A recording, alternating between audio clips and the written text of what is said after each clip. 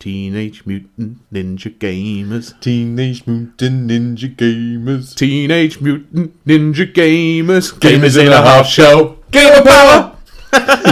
Hello and welcome to episode 10 of the Bearded Gamers podcast. Today you're joined by Donatello and... You forgot your Ninja Turtle name? It's still with him already, I can't believe it. Brent IL. Brent IL. Something like that. Brent like IL. Play on Raphael. Do you know what, actually? You'd think that intro wouldn't take that long. Oh, you switch between lines. This is really easy. It's not easy. It took us a couple of attempts. To sing a cool song. It's really hard because you think just switch a couple of words, but then as soon as you start singing it, you go, yeah, I just want to default to what they already sing. Yeah, well, it's such a classic tune, I think, in our childhood. The Ninja Turtle theme tune that kind of sticks in there, doesn't it? Yeah. So, yeah, there is some Ninja Turtle-inspired awesomeness coming up. I kind of hope so, because otherwise that'd be completely random. We just, yeah. Oh, that's what we do now. them. We just, waste, randomly cool ideas on intros. No, I like that. Yeah. Teenage Mutant Ninja Gamers. It's cool. Yeah. So, what we got coming up in the show, Brentos? So, given the theme song we just did, we've got a review of Teenage Mutant Munchkin. Yep, Teenage Mutant Ninja Turtle Munchkin. Yep. Finally arrived after, you might have remember us talking about Kickstarters. Yep.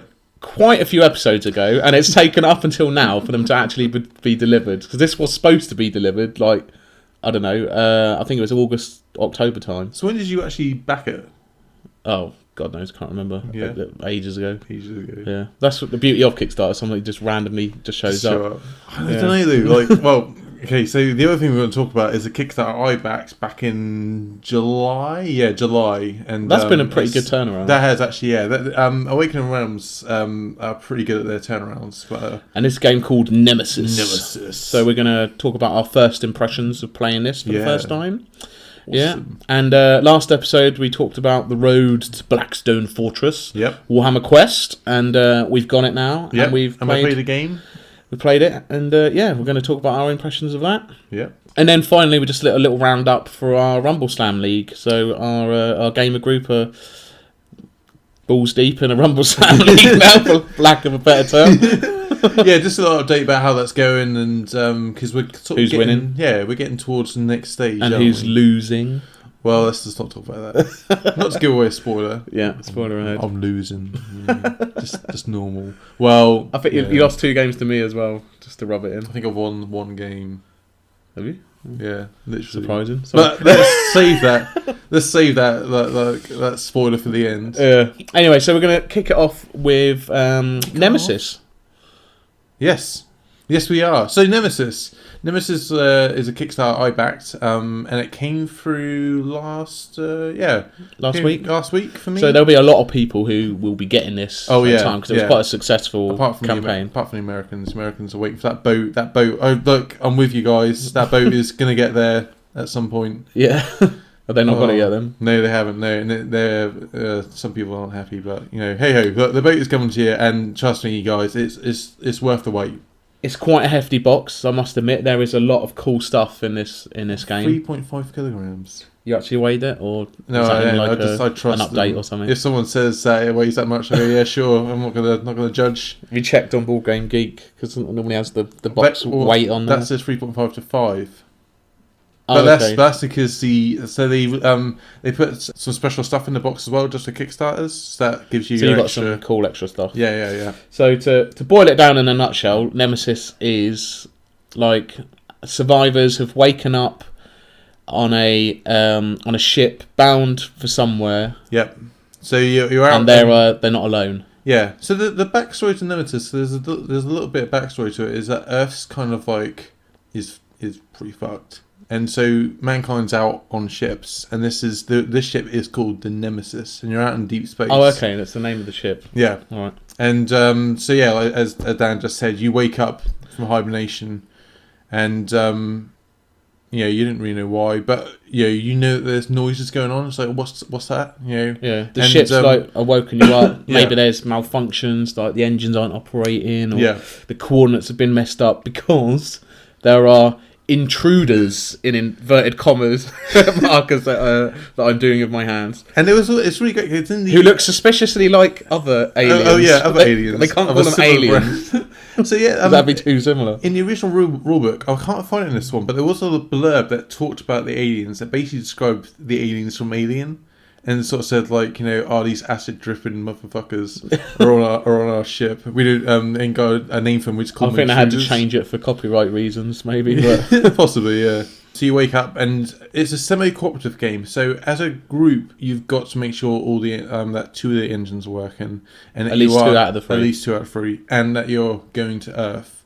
But you also have 2 objectives. So yeah, so we played it earlier, didn't we? Yeah. To first impressions, and yeah. So one of them's like a corporate objective. So corporate, back at home, they're like, hey, we want you to do this. But you also have a personal objective as well. Yep. Yeah. So, but some of these objectives can actually collide with what other people. Yeah. So it might be like that the corporation wants you to, harvest one of the aliens' eggs and get it back, or maybe divert the ship to another location. Mm-hmm. Your personal quests might be, you've I don't know, is there like something you want someone to die because you've got a grudge with them or something? Yeah, you could have a grudge against someone, or like in a past life or whatever. Yeah, or maybe like personally you want to just destroy the nest and get the hell out of Dodge. Yeah. Just get in an escape pod and just leave. Fuck off. Yeah, just leave everyone else. Like this ship's already fucked. So why bother? So you're essentially like every turn you've got once you've got your characters, you've got your objectives and stuff like that. And there's 6 or so characters to choose from. 6 come in the box, and there's more to come later on. Yeah, there's like a scientist, a scout, mechanic, pilot, captain. Yep. To name a few. I was playing as the. She just named them all. No, pilot, scout, soldier. That's the only one. Soldier. I was playing as the pilot, and essentially you've got a deck of cards, which is like an action deck, isn't it? Yeah. The character's got a few different items and stuff like that, and each deck is unique to each character. There are some common cards. I think there's like 5 common cards that appear in everyone's deck. Yeah. But then there's 5 other cards, which are sort of different and unique to each one. Unique to your actions. So as the pilot, I had the ability to sort of check the coordinates from the cockpit, but from any other room and stuff like that. Is that the computer symbol? Yeah, so I could, if I was in a room with a computer, I could hack it to get to the. Yeah, press all the magic buttons to find out where we're going. So that I'm sure like the different characters have different things. So you're drawing 5 cards each turn. Yep. And you can do 2 actions. Yeah, so I quite like. And then you pass to the next player. Yeah. So like normally, when you play turn games, it's like you go and you do everything that you were going to do in your turn, and then you pass over to the other person, or maybe you alternate. I mean, I suppose this is like an alternate activation kind of way. So you. Yeah, so I do 2 actions, then the next person does 2, then the next person does 2, and then it could come back to me. Yeah. And as long as I've got more cards to play, I can do another 2 actions. Or you can choose to pass, so it basically means that you just choose to not do anything else that turn and just wait for the next turn. And there's things like moving around the board, and the board is really, really beautiful as well. It's big. Yeah. It's completely customizable. We've got all these different rooms. You've got the engines at one end, the cockpit at the other, and the hibernation room in the middle. Yeah. And you're kind of exploring, going around the rooms, trying to find different locations to do different special actions. Yeah. I found it a lot of fun. Someone asked me, is it like a dungeon crawl? And I suppose, in a way, it kind of is. In the fact that you don't know what the rooms are until you explore them. So it's a series of rooms connected by corridors. So kind of, I guess, isn't it? But what's really thematic about it is the fact that as you move around a ship, if you move into a new room, you roll dice, which is called a noise dice.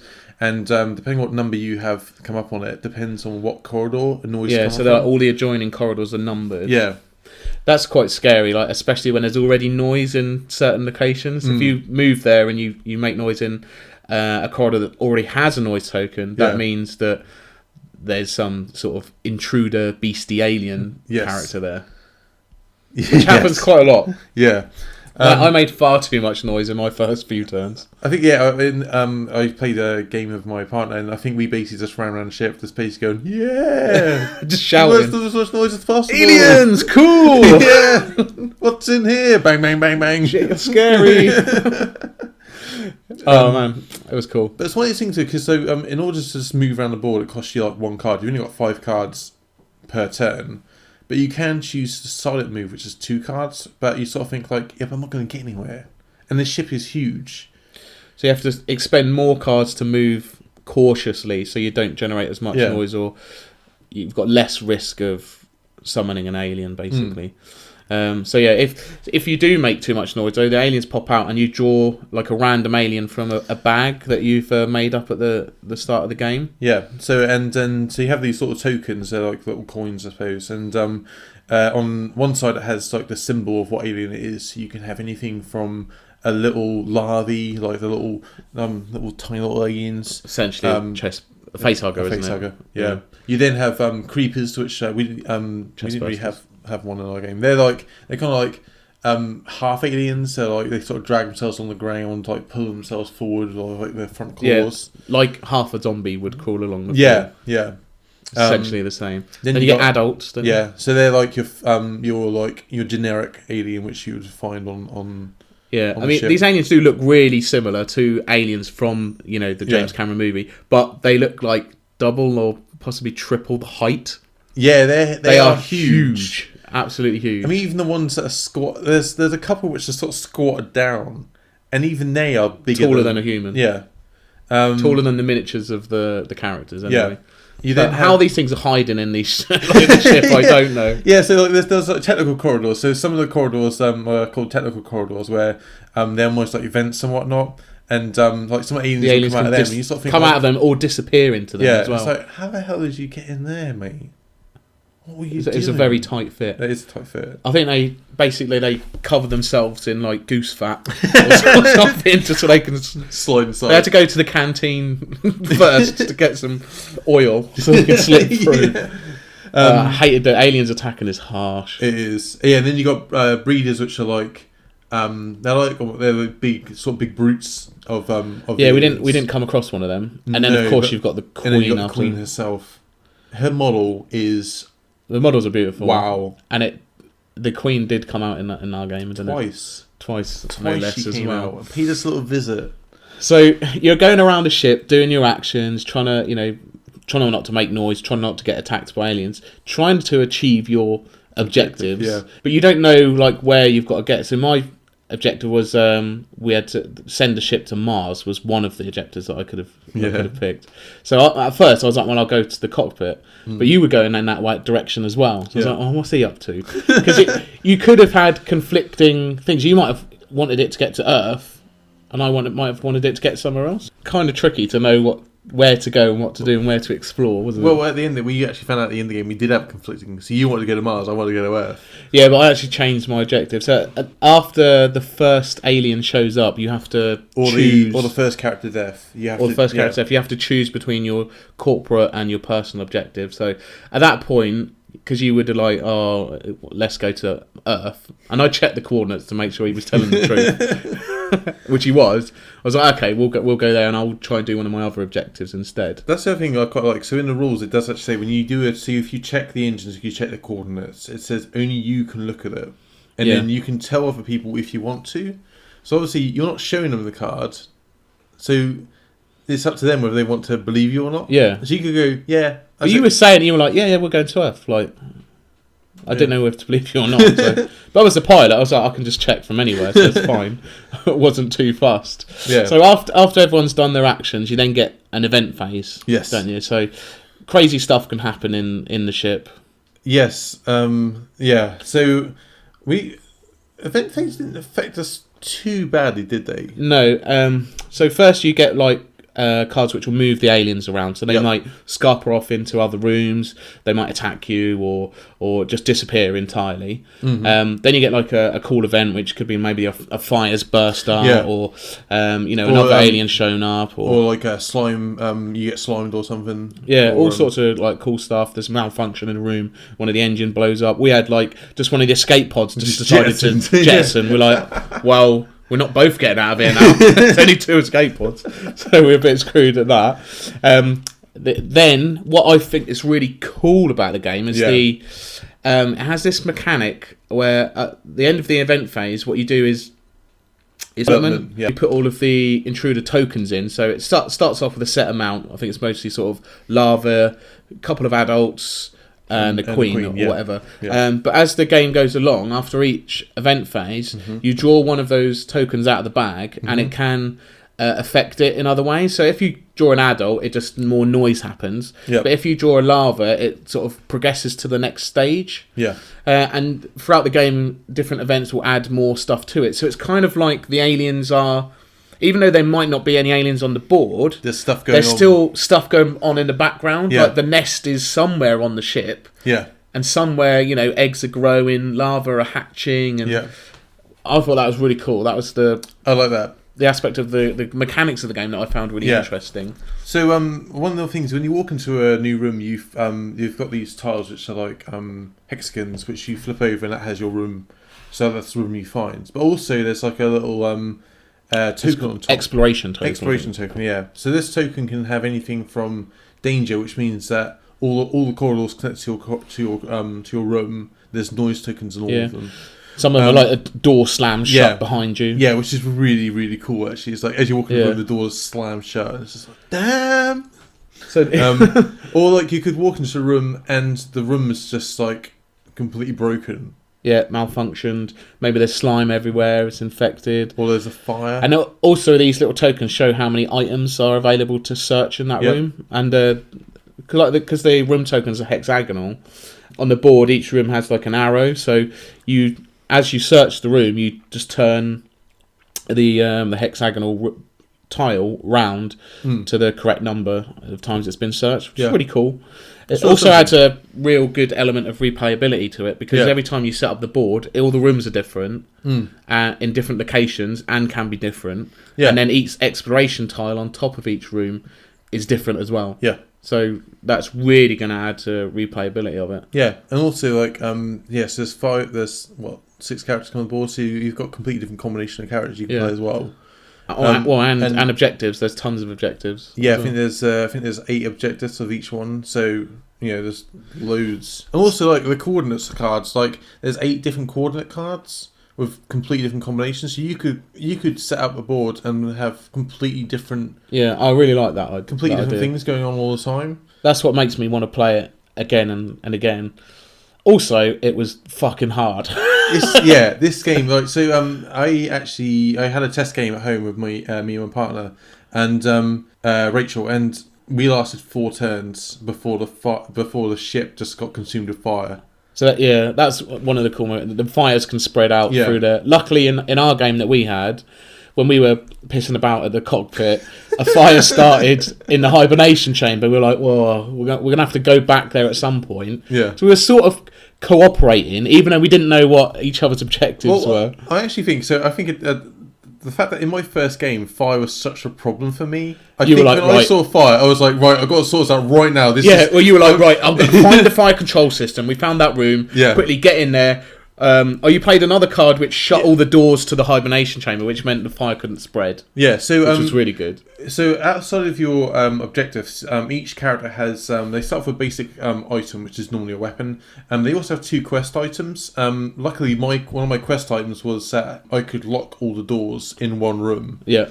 So that's why I saw there was a fire. I was just like, I'm going to lock this room off. This room is. I'm just going to sort it out. I think that might have been before you revealed the next room, which happened to be the fire control room. Yeah. So then at that point, you can do an action in there to stop or put out fires. Yeah. Which is really cool. There's so many different rooms that do so many different things. Yeah. That was smart. At that point as well, before I'd even got to the cockpit, I was the first one to get attacked by an alien. Yeah. My character started off with a shotgun. And I think I missed twice. Or No, you did get him on the first shot. Shot him on the first shot, and then missed every time after that. And you only got a certain amount of ammo before you have to search for items, recharge, find more ammo, that kind of thing. So, I failed to kill this alien, and then it kept chasing after me until I got to the cockpit. You found an alien jumped out at you in that room. Then you ran into the cockpit where I was, and I was just like, and the alien jumped out on you. Another alien jumped out. But there was only a larva at that point. So you then shot with your gun and killed the alien. And then and that's when I found my security key. This point, I was heavily wounded. Yeah. I had 2 serious wound cards. And there was a laboratory just down the corridor. You then were like, well, I'm going to head towards the laboratory. It's the emergency room. I had to get there before the laboratory. Yeah. So I could try and heal my wounds. And as you then ran into the next room down from the cockpit, another alien jumped out at you. You were just like, they were just drawn to you for some reason. Yeah. And then eventually I got away from it. I was like, brilliant, I've healed most of my wounds. Yeah. So if you have 3 serious wound cards, you die, yeah? No, 3 serious, and then once you get another light wound or another wound of any kind... The serious wound cards can like hinder you in some way. I'd got like a body wound, which meant I drew less cards each turn. You'd got like an arm wound. So you could only carry like 1 item or whatever. Yeah, I got and you can dress these wounds so they no longer affect you. And then my arm got, in another fight, they messed up my arm again. I'm like, for God's sake, leave the arm alone. So I spent most of the game at that point just trying to heal my serious wounds. And then I was like, brilliant, right, now I can try and start actually doing my objective. And at that point, my objective was, because we'd agreed we were going back to Earth, I had to destroy the nest. Yeah. But I didn't know where it was. It was somewhere on the ship. So I was like, right, I'll go down to the storage room, because there's bound to be ammo in there. Yeah. But instead of ammo in that room, I found the Queen. She wanted to say hello. She popped up and just tried to shake my hand and accidentally clawed me and just killed me instantly. So at that point, I was out of the game. Yeah. And my guy was pretty messed up as well. So we decided to carry on playing and whatnot, see whether or not I could complete my objectives. So my objective was to find the nest, take an egg, do a little test on it to see whether or not... take it to the laboratory. Yeah, and do a little investigation and then survive. So my character then basically running around the ship trying to find out where this place was, running into every room, and every room's just not taking any care with making a less amount of noise. Yeah, I was just like, I'm just going to run through and there were zombies. Aliens popping up all over the place. It's goddamn zombies. Yeah, intruders. Aliens popping up all over the shop, and until eventually you drew an event card, which meant they all scarpered off into the darkness, and we were like, "Oh, brilliant! This is my chance." And then we discovered why. Yeah, you'd found the nest. Yes. Got an egg. We were like, right, brilliant. Well, Get to the lab. I had to drop my gun in order to pick up the egg. That's true, because you'd had my arm was still messed up, so I don't need the gun. There's no aliens about. Well, I'd run out of bullets in the gun, so I'd already fired off my gun and I think I didn't find any ammo for my shotgun, so we just didn't draw the card, so I don't know. So and so I picked up an egg and made my way back to the laboratory. And I was like, okay, I'm gonna make my way back to the laboratory. And there was a reason why all the other aliens pissed off. Yeah, because when I got in there. The Queen was just sitting there waiting for you. Hello. Turned around in her chair. We meet again. I got to stroking a little lava. Hello. And think you can take one of my eggs, dude? So my guy decided, I've got no bullets. I've got an egg. You tried to punch it. Tried to punch her. It didn't go down well. Surprise, surprise. No, she punched you back and you died instantly. And by this turn, you've only actually got 15 turns to complete your objectives and try and figure out. So.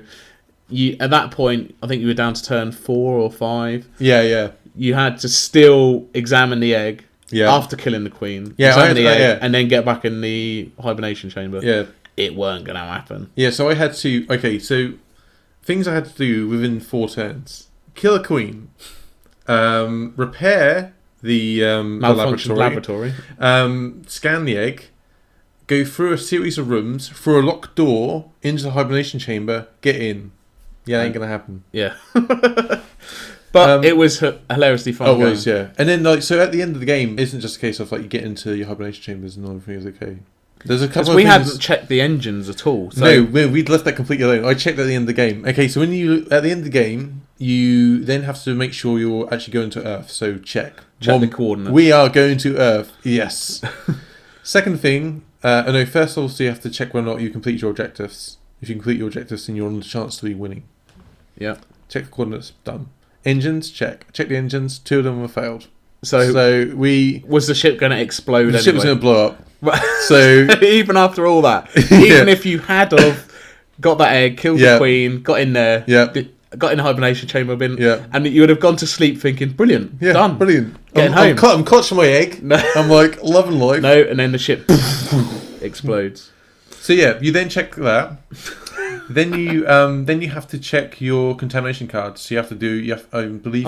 You can get infected. Yeah. So even if your ship is going to Earth and the ship doesn't blow up, you still might be infected. You still might be infected, which means that you're sleeping away, a little alien bursts out of your chest. It does have a really cool mechanic though. The infected cards have like a kind of encrypted message card that's like has text under like red text. So you can't read the card. You have to slide it into like this decrypting card, which is essentially like a red film, which takes away the red, so you can read the words underneath, and it will tell you if you're infected or not. But you can only do that in a certain room. Or certain actions. There is an action card everyone has, which is rest. Oh, okay. I never used that. So, an eventful game. So, first impression-wise, what did you think? I've played 2 games. I've lost both games. I lost it. But I have... yeah, it's true. We both lost. It was hard. But I've really enjoyed it. I did really enjoy it as well. And it makes me want to play it again. Yeah. I think if it was easy, you might just play it and then be like, oh, that's cool. I think it's on the level of like it's hard, but then not play it again. But not so awesomely hard that like you just feel like I'm not going to get this ever. Well, I don't feel as though we explored everything. Like there's still so much the game has to offer. Yeah. That it warrants the replayability. Trying out different characters, seeing different rooms, different objectives. Yeah. We didn't see all the alien types. No. What can that do? So I really think that the game has got some great ideas in it. Yeah. There's a lot to it. Yeah. Like, the rules are quite heavy. It's quite a bit convoluted. The setup was really long. The setup was long. Sorry, because I arrived and you'd already set it up on one. Yeah. So there are a few downsides, I think, to it. But I think it's going to be a great game to get out in our gaming group. I think everyone will enjoy it. I think it just will be hard to have the potential conflicting objectives. Might be better to have it as full co-op to start off with. Yeah, I did actually wonder. The game does have the option to do that, doesn't it?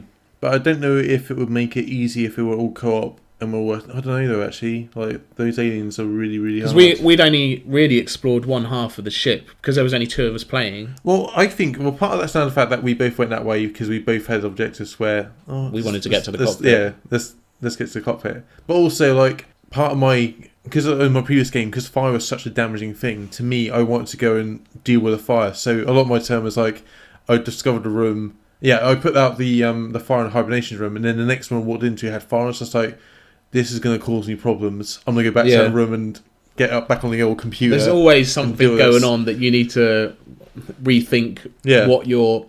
You've got your overarching objective, but what are your sort of short-term goals? What's going to be the most benefit to you? For me, it was just trying to address my wounds. Otherwise, I would die. When you theorise about it, you go, I've got 15 turns, I've got 5 actions a turn. You think, I can do loads. But actually, you sort of think like, well, there's contamination cards. So contamination cards, they basically stop you from doing certain actions because they block up your hand and are basically like dud cards in your hand, so you can't use them to do actions with. And then just there's so much stuff going on that you're just like, oh my god, I've got to deal with this now, and this is happening. It's an exciting game. Yeah. There's a lot going on, and I and we weren't even really working against each other. Imagine we were working against each other. We were playing like I know. I purposely picked my other objective. My personal one was a grudge, and I had to kill you. I was like, I kind of don't want to do that. It seems really harsh, especially in a 2-player game. So I was like, so I'll take the other one. Yeah. But I think we're definitely going to play it again. Definitely. And come back to it. But first impressions are really good. Yeah. And we'll do a proper review of it, I think, next time as well. Yeah, definitely. Yeah. So let's move on. So on to our review of this episode. Mm-hmm. And this is Teenage Mutant Ninja Turtles Munchkin. You're getting obsessed with Nemesis now. I am. Do you know what? He was so excited about getting the game. This is how conversations went at my work. It's me going, never guess what Nemesis is coming out soon. They go, yeah, really? And then I remember one time, none of your work colleagues care. My mate, literally none of them care. Like very few of them play board games. So it's like, great. But you want to talk about it because you're excited about it. I know the feeling. And then one time there was me. I walked into a room and this guy comes up to me and goes, Brenton, I can't wait to get Nemesis. I go, why is that? He goes, because then you'll stop talking about it. Yeah. You talk about something else, Brenton. Well, now you have got it. Yeah. And my Kickstarter arrived as well, which was Ninja Turtle Munchkin. So we've talked about Munchkin before on the show, so I'm not going to go too much into how that game works, but I've always loved Ninja Turtles, and I'm waiting for a really cool, like, dungeons crawler, like Warhammer Quest style. Is there one coming out? There is one coming out, by IDW Games. That's kind of a rehash of another one that was on Kickstarter a while back. at the time I just didn't have the funds or whatever to back it. Yeah. But and I'm kind of glad that I didn't, because it's getting a sort of semi-second edition coming out. So okay, cool. I'll back that one when that comes out. But I love the Ninja Turtles. Grew up on the cartoon. I had the backpack when I was in it was a shell? School. No, it's just a picture of all the characters. Oh man, it should have been a turtle shell. Yeah, That'd but been awesome. Dude, biggest come with choosers. So we also talked about how like Munchkin has so many reskins that every one that comes out, we kind of want it to add something new and different and exciting to it. So the Munchkin Ninja Turtles does add a few sort of new things. You've still got like your door cards, and your treasure cards. You're still essentially doing the same thing. You've got to defeat monsters, or in this case mutants, like the Foot Clan, Shredder and Slash and all the classic cartoon villains. The Technodrome, stuff like that. Oh, that was awesome. To reach level 10 in order to win. But obviously all of the other characters are trying to do the same thing. So you're kind of teaming up at the same time. So every turtle does have a team up bonus. This is actually, I believe, unique to turtles. I think it's unique to this set of Munchkin. So the only one who doesn't is Raphael. He has like which is obviously fitting, because he always wanted to be the leader, didn't he? So in normal Munchkin, you can when someone kicks open a door, you can, if you can't defeat the bad guy by yourself, you can ask someone else to help you out. But like Dan was saying, in Teenage Mutant Ninja Turtles, in this case, you would get a team up bonus as well. So what was your team up bonus for your dude? Mine was, I was Michelangelo to start off with. I wanted to be Raphael because he's my favourite character. So I was Michelangelo. His team up bonus was he can always add an extra ally card into a combat. Because normally you're only allowed one ally, which is a similar mechanic to other Munchkin games, but essentially like extra guys that go along with you add combat bonus to your total. In this, you also have stances. So like you can be in technical stance, defensive stance, aggressive stance, which are kind of similar to like the class cards from the original Munchkin. So you can only have one stance. And then you have kind of special moves, because you are a ninja after all, so you have Carter cards. Yes, I had ambidextrous, which means that I can have hand weapons on my feet as well, but I can't then have any shoes on, which makes sense. That does make sense. I had like a sting like a bee, and then it got more powerful if I had float like a butterfly. So it gave me loads of bonuses. And the Carter, the way it rules is the way it works is they have like different levels. I think it goes like 1 to 5, and you can only have Carters equipped on your character that are equal to your level and below. So you can have like, if you're level 3, you can have 3 level 1 ones or 1 level 3 one, for example. And they're just cool special moves that you can do. There's also one-shot cards, which are similar to like the one-use the potions and grenades and stuff from the original Munchkin, which you can use to affect combats. When you inevitably get to the point where you are working together for a certain extent, and then as soon as someone gets to level 9, you try and dick each other over. So we played a game the other night in our games night, didn't we? One of the cool things about the deluxe board, so you have a character board in front of you which has that's true. The Kickstarter version, I got the deluxe version. So you have a character board in front of you. It has the picture of your character on it and your sort of level which you track, like you would do in a normal. So the board has like the streets of wherever, I think it's New York that it's set in it, and it has places to put the discard piles and the stuff like that, and you physically move your character token through the spaces which are marked 1 to 10. And where are you trying to get to?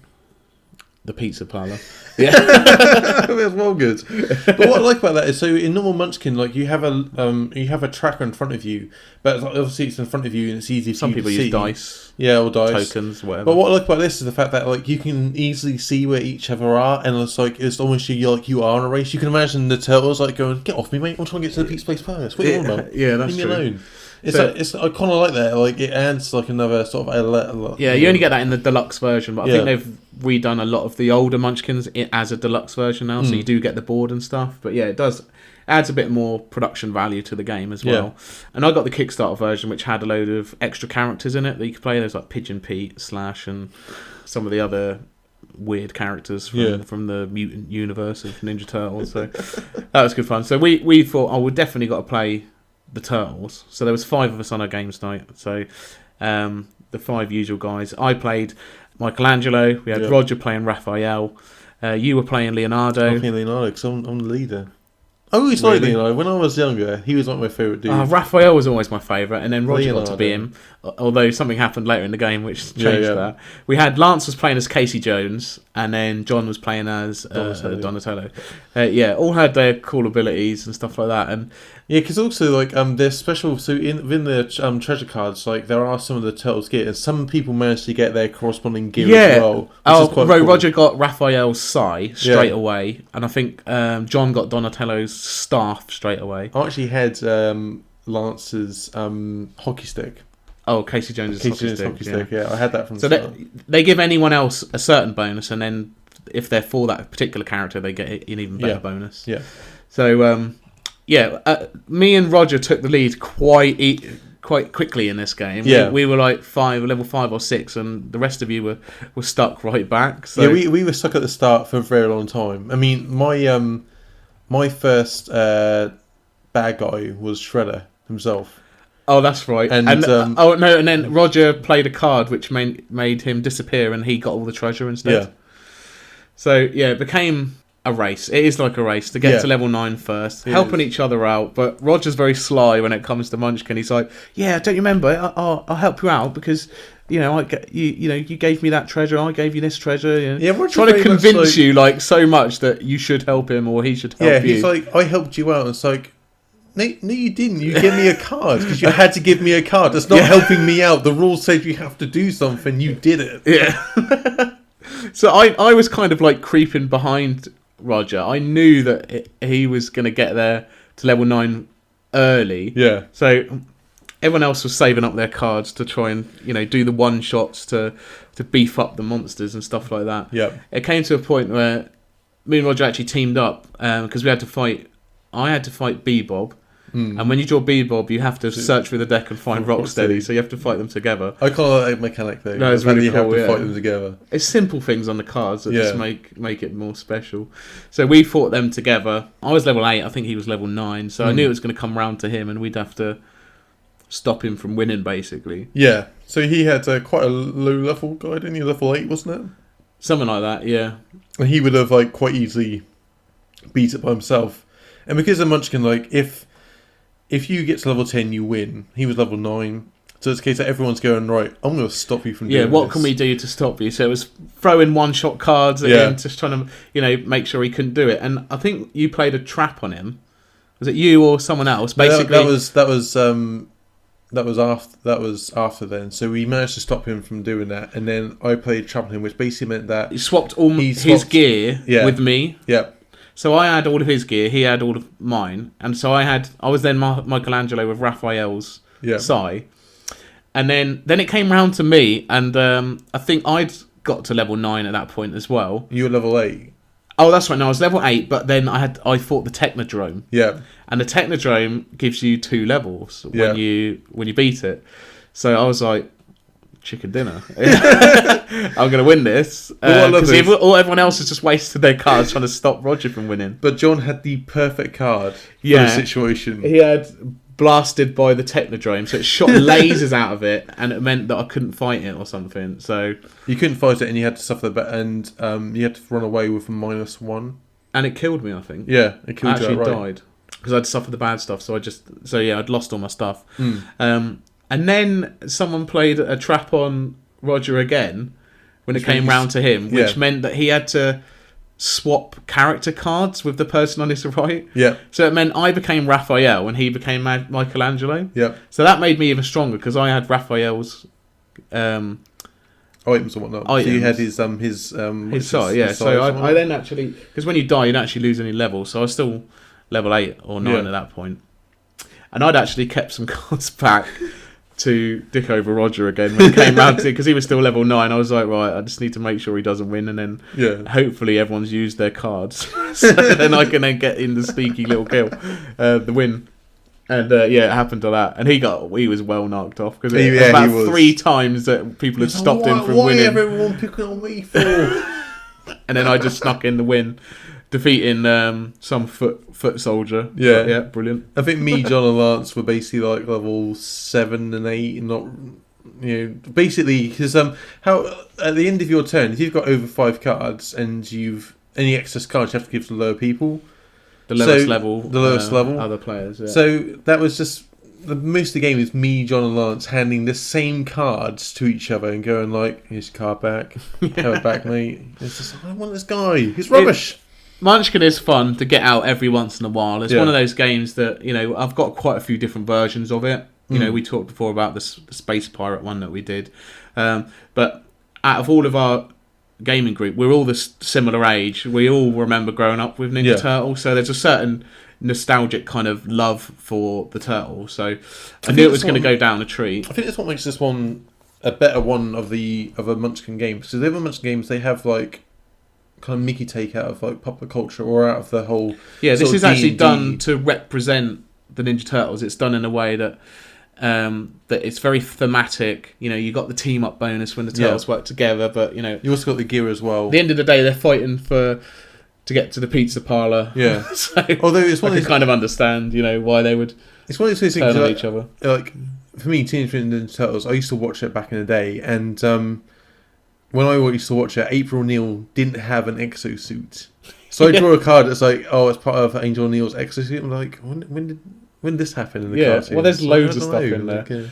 We didn't even get through all the cards. There's so many different mutant villains and stuff like that I'm well excited to play again. Definitely. But yeah, Munchkin, definitely a good one to get out every once in a while. So we had a lot of fun playing it. Yeah. If we were to review it, give it a good rating. What's our rating system then? Well, it's got to be a scale of pizzas, surely. So, okay, so terrible is a 3-inch thin crust pizza with half a tomato and a soggy anchovy. Right? If that's our terrible on the scale, then I would certainly rate this a 14-inch chicken, sweet corn, pepperoni, bacon, barbecue pizza. And I love sweet corn, and this game has a lot of sweet corn. For me, it's got to be stuffed crust. I love the stuffed crust. Stuffed crust pepperoni pizza. Yeah? Yeah. What's in the crust? Cheese. More cheese. More cheese. Why not put the cheese? Why not put the cheese on the top of the pizza? Because why not put it in the crust? The crust because it doesn't need to be there. No, because it makes crust like really nice. Otherwise, crust is just this like, well, it's just crust in it. Ooh, ooh, crust. I don't rate the stuffed crust, if you can tell. I love stuffed crust. Stuffed crust just means you get extra cheese. But they could have just put that on top of the pizza.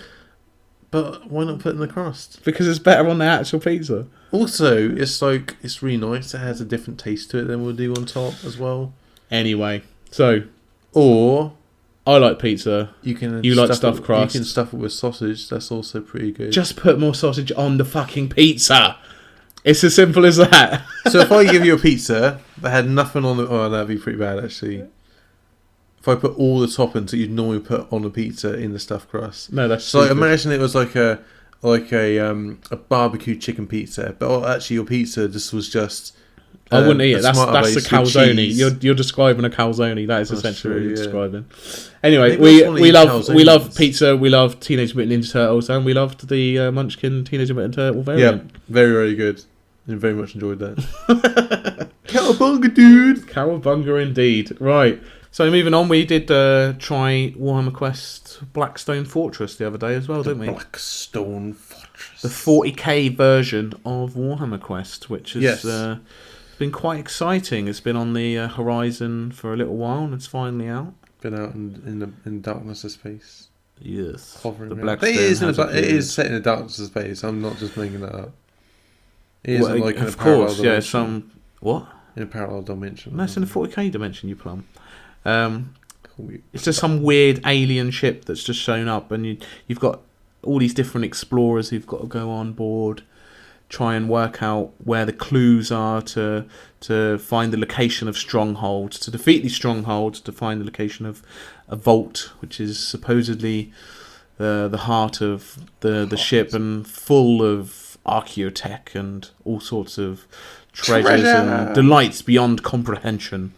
And we thought we just gave it a quick try, because we're gonna play it as a campaign as part of. That's how we do most of our games. So it's like, hey, we'll introduce the game group. Let's get our heads around it and so we try and play the game first. What we've actually found of our group is that it's easier if more than one person, if 2 people know the rules. At least it means that when you introduce it with people, you can kind of like bounce off each other and go, well, we know what we're doing, sort of thing. So I thought we'd try it out so we can tell you guys our first impressions, and then we'll do a full review in another episode.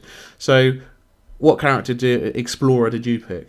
Well, we had 2 explorers each. So I actually had I had 2 rattling dudes. Rain and Rouse, the like rattling sniper and what's the other guy got? He had like a grappling hook. One had a grappling hook, an awesome grappling hook. Yeah, that was pretty cool in the game. These guys, right? So when I was looking at the models, I was like, I want to play them too because I like the fact that they're double act and I want to know how it's going to work. But I wasn't too like.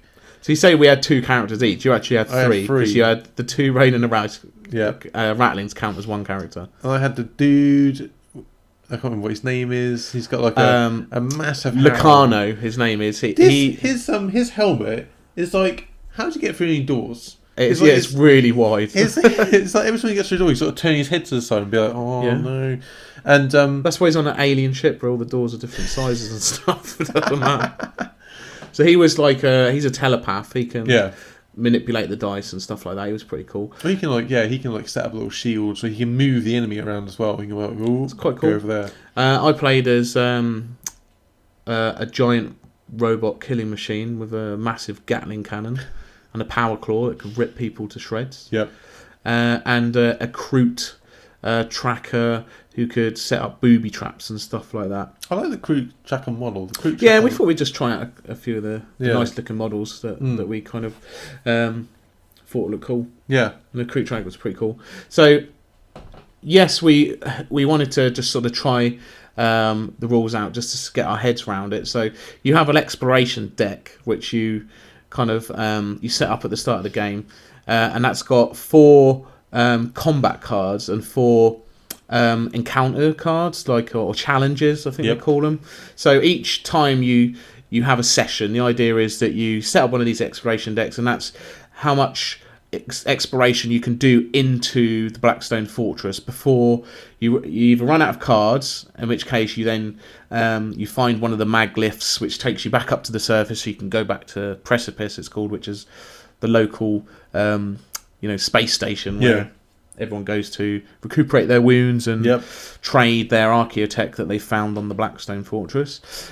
Or the other option is you've been wounded so much that you can't possibly go any further, so you have to go back just to get your wounds up. So it's kind of like a push your luck, kind of how much far can you explore into this exploration deck before you even need to go back because you're wounded or you're dead. That's what kind of like this graph is essentially like in like normal Warhammer Quest, like your starting tile where you'd start off exploring out. And what I like about that is the fact that like this lift is going up, down, left, right, or maybe even just you don't know where it's going. Yeah. So I love the idea if you get in this lift and it goes level 10,500.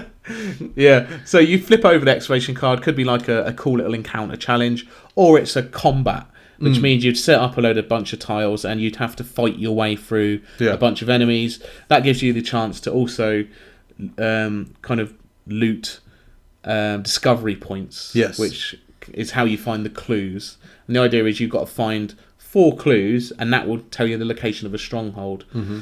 So is it defeat 4 strongholds? Defeat the 4 strongholds to then access the vault, and then that's like the final mission or the final boss or whatever. At the same time this is all going on, that there's some Chaos Black Legion Lord called Obsidious Malix who's doing the same thing. So he's somewhere in Blackstone Fortress as well, with his hordes of demons and Chaos Beastmen and traitor guardsmen trying to find the vault as well. So it's never easy. You push your luck going into no, it's never easy. It's never easy going into this Blackstone Fortress, trying to find as many clues as you can before you die or you run out of. I was kind of hoping that we'd find the worm. And you go that way, you go straight to that castle. Oh, yeah. It would have been well sorted. Yeah. Hello. No, it's not Labyrinth. So it was good fun. Like we just thought we'd give it a try. It's got some cool little mechanics. The combats were quite quick. Yeah. once we knew what we were doing, once we'd got the sort of rules down. I think that's the thing as well. So it's like, so once you kind of dealt with all the enemies in the area, like they don't spawn back very quickly. But then again, like you are doing like several sort of dungeons almost. You want to say, yeah, because within a each session. like, well, there's going to be the most there'll be is 4 combats, which essentially is like, if you think about it, like Imperial Assault, you've got missions are very easily definable as a start, a finish, and an end. Whereas this, each session is a series of these combats, which could be between 1 and 4, challenges in between. So, yeah, each session's going to be even though potentially quite long. So but even in one combat, you may not have to fight necessarily a lot of them, but you are going to be doing 4 of these. So like you've got to think like, well, there's 4 phases to this combat. So like, how far can we push it? Before, can we find? Well, you might get to the point where the first combat you find 4 clues, and then you're like, well, brilliant, we'll just go back. Press this straight away. No, because where's the fun in that? Well, yeah, because also like you're not going to get that much gold as well, and my little rattlings are all about the gold. Oh Jesus, yeah. So you have, once you've defeated enemies round a discovery point, you can go and kind of loot it, and I don't know if it's Rain or Rouse, but one of them's got a bloody grappling hook. So my crew tracker was like, oh brilliant, I'll try and get some archaeotech so we can go back to the precipice and deal with the the ships, buy some, I don't know, upgraded weapons and equipment and stuff like that. But fucking little Rain or Rouse, with the grappling hook, can basically use a dice of a 6 and cane it across the map. And so as long as just stealing all the stuff before I get there. Basically my guy just like it lines up with anything he wants to go and just goes ship them over there and back over here. So yeah, you pretty much stole all of the architect before I could get to it. What I like though is I feel like it's Ant or Deck, Rain or Rouse, Ant or Deck. Anyway, the one with the sniper rifle, he can, so how cover works is on the tiles there's like little white lines, and that represents like cover on the field. And if you draw a line of sight over the white line towards your enemy, they get a defense. They get cover bonus from it. Now the one with the sniper rifle, if it blocks it, you get cover. But if the other one can see them without cover, he's like a little spotter. Then he's got a little radio. He just goes like, just a little bit to the left, mate. Because he's got a grappling hook as well, he can get to the other side. He's just like, like his brother. They work really well together. Yeah, I love the fact that his brother goes, can't see him. He goes, hang on a second. So it's good fun. Like first impression wise, like it worked really well. It's different. It's very different to the original Quest. Quick. The enemies were cool. Yeah. There's a lot of different variety in it as well. Because I think we did 2 combat encounters before we decided to head back. 2 combat and one like sort of event type thing. Yeah, is it? Oh, that was when there was basically treasure or archaeotech they call it at the end of a corridor. Yeah. And we've done 2 then, didn't we? We had to run. Yeah.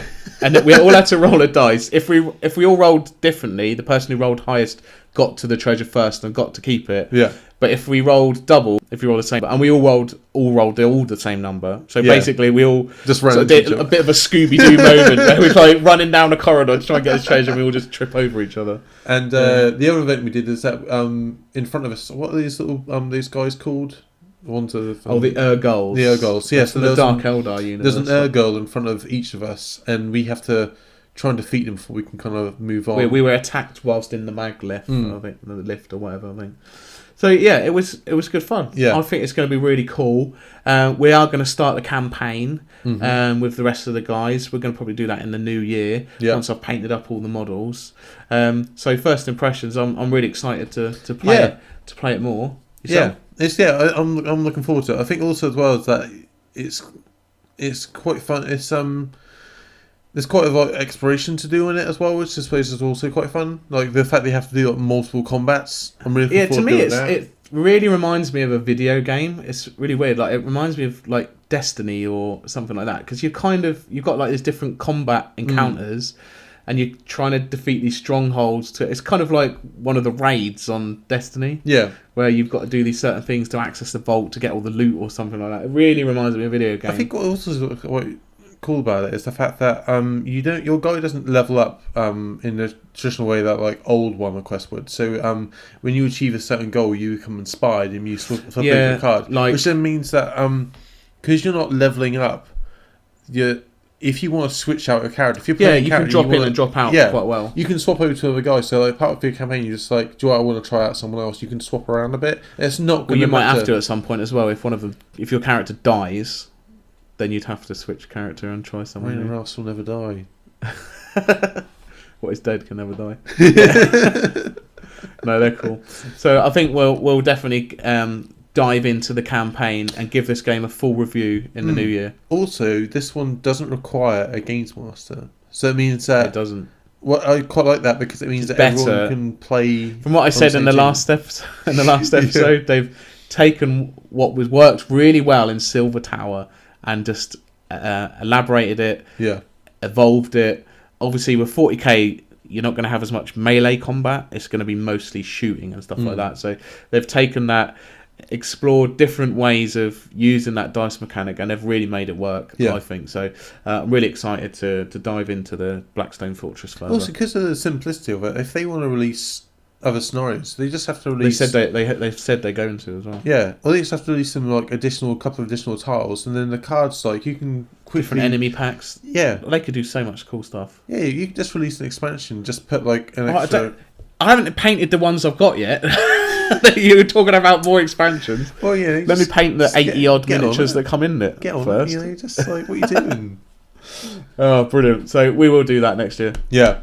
Anyway, so it brings us towards the end of the show. We're just going to have a quick roundup of our RUMBLESLAM League.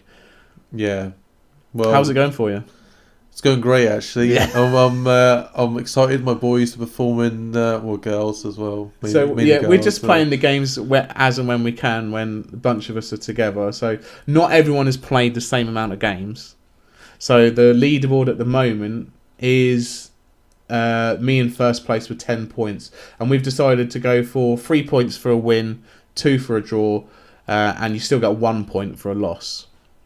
That feels like a kick in the teeth, if I'm honest. Yeah, but when you play a match, then you'd have no points when you play if you won. And then you go like, I lost, and they go, you get a point. Get a shiny point. Well done. So, me at first with 10 points, but I think I have played the most games. We've got Roger, who's actually on 9 points, and I think he's done 3 games, 3 wins. Has he got 3 games, 3 wins? He's got 3 wins on there. Yeah. He's doing really well with what's his Runic Thunder, the dwarves. Yeah, they're pretty strong. Then we've got Lance in 8 points. He's playing the Cryptborn Nightmares. We talked about that werewolf causing havoc. It's really weird because like he seems to. I don't think he feels like he's doing that well, but I actually think he's doing. Yeah, I think he's doing better than what he thinks. Yeah. Then we've got you. Somehow you're not last. You're actually in 4th place. Yeah, that's 7 points. Only because John hasn't played that many games. Okay, yeah, and John's in last at 5, and then our mate Greg has been very busy at work. He hasn't managed to play any games yet. Yeah, well, I reckon he's going to smash us all. He's going to come back and literally everyone's going to go, you got to play games. So we had 2 games, didn't we? And what happened? Just regale us with the story of what happened with your big guy in the last game. The last game. So all of my characters, apart from the 2 little skinks, do bleed on their attacks. So, right, basically, my sponsor I've chosen is it's called Eagle Airways. So basically, a big eagle swoops out, a bit like in Lord of the Rings, picks up my dude and then deposits them around the ring. You can put them on the turnbuckle. Which is really cool because my guys can actually do shadow step. Some of them can, so it means that they can just go anywhere apart from on the turnbuckles. They can teleport, but not on a turnbuckle, whereas the Eagle Airways allows you to... Yeah, the Eagles can put them on turnbuckles. That's quite cool. So you roll a silver dice, and that amount of successes you roll is how many characters you can move around the board. Yeah. And it's really you rolled cool. like 3, didn't you? I think. I rolled 3, yeah. I'd already used my sponsorship, which was Turian Tacos, which makes my rope moves go 8 spaces instead of 5. Yeah. So I'd sent my big guy cascading across battlefield, across the ring, to smack up your Gorgon, which is your big guy. Yeah. Got her down to 1 wound remaining. Yeah. And caused bleed on her as well. And I caused bleed on her. Yeah. So the Eagle swooped in to save the day, did they? Picked her up and deposited her gently on the old turnbuckle. So a lot of your guys got really good dexterity, haven't they? So they get to go really quickly. So you've done the Eagle Airways at the start. Yeah. Before initiative is rolled. Yeah. Rolled your initiative. Oh, I'll pick I'll pick the Gorgon. Well, the thing is, right, so the Gorgon's got a turnbuckle move, and her turnbuckle move is... Have you ever done it before in a game? Yeah, once. Yeah. This wasn't that once. No, it wasn't. What's his turnbuckle do? So her turnbuckle basically, I think it's like 4 damage, but if you get it off, she can then also do her grapple move, and her grapple move is like... She is a giant snake. You'd think a snake can grapple pretty well. Yeah, her grapple move does, I think it's like 2 or 3 damage, but also does -2 action. Bear in mind, you also, for doing a successful turnbuckle move, you get off your... Crowd pleaser, which does 3 damage itself. So you can do a... She jumps off the turnbuckle, shoots lasers out of her eyes, and then wraps her snake body around the person, and grapples them, and cripples them. So your skink would have been dead. Why waste it on a skink? Because there's anything close enough. Anyway, what actually happened? Well, so at the start of your turn, you got to roll for bleeding, haven't you? I roll for bleed. And I was successful, nothing happened, end of the game. No, basically, I rolled and you she succumbed to her wounds. So you have one life remaining, 1 stamina remaining at this point. Well, yeah, and this bled to death. Yeah. So she's on top of the turnbuckle. And she just fell off. Just fell out, and her lifeless snake-like body just fell to the floor. That's how we played it. We were a bit unsure how it works in the rules because it was a little bit unclear. Right. But I think what we did was right. I think it was also thematic as well. Like it makes sense. Yeah, it was hilarious. You weren't happy at that point. From that point on, it was pretty much downhill for your I had twisted shadows. All right, I had one redeeming moment. There was one turn where I thought I could pull us back. So Dan's big dude. My guy from the turnbuckle's got a move where he, I think it's like 2 or 3 damage. Little demon dude. He can do a move that does 2 or 3 damage, but also can teleport the enemy to anywhere on the battlefield and knock them down. So I kicked the big guy into the corner, and his lizard dude, and knocked him down. Which is so annoying. His defense is 0, so you could just basically beat the crap out of him. Your skink ran up beside my lady, and I managed to knock her out. And then on my next turn, I was like, activate her first. There's 2 guys knocked down next to him. She had 4 actions. It was a risky move, because like your grapple's not that great, and my grapple was really good. Yeah. But somehow I rolled nothing. Yep, I picked him up. So you picked her up, and being a massive lizard... Like, his dexterity is not that great, so she just threw me out the ring, and I fluffed my roll to catch the rope. Picked a little skink. And I think I had, like, full health. I literally just suffered, like, 2 stamina or something. I think you suffered, like, 2 or 3 from the kick move, because I knocked you down as well. That's what the problem came. Yeah, so I thought at that point, like, we were level, we were 3 and 3. 2 big guys...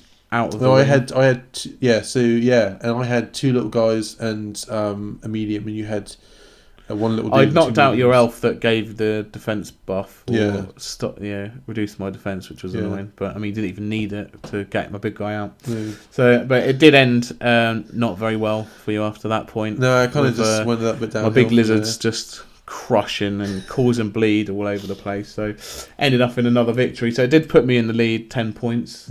But like I say, I've played more games than most folk, so still got a lot more games to go. I think that's the thing. Is like you look at the leaderboard and you sort of think, Dan's way out front, and John's like 5, but I think John's only played 3 games. He's only played 3 games, so he's going to be at the back. So it's exciting. Yeah, I'm really looking forward to playing more RUMBLESLAM. I think also it's like so after everyone's played each other once, we're then moving on to second stage where we can play some special matches. I think that's where it's going to get quite cool. Yeah, we're going to do some back alley brawls and cage matches, table and chairs. Back alley brawl, we're going to throw a car. Although we've said actually we're not going to put the car in the... Well, we can do. You can do.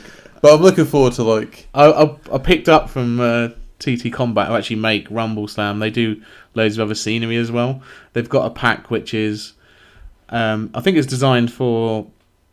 maybe like the DC or the Marvel like miniatures game, so it's like city streets basically, but it's got a fridge, a broken telly, a sofa, and a bunch of homeless people like sleeping in sleeping bags. So I'm like, I've got to paint them up and put them in a back alley brawl, and just we can beat each other to death with homeless people in sleeping bags.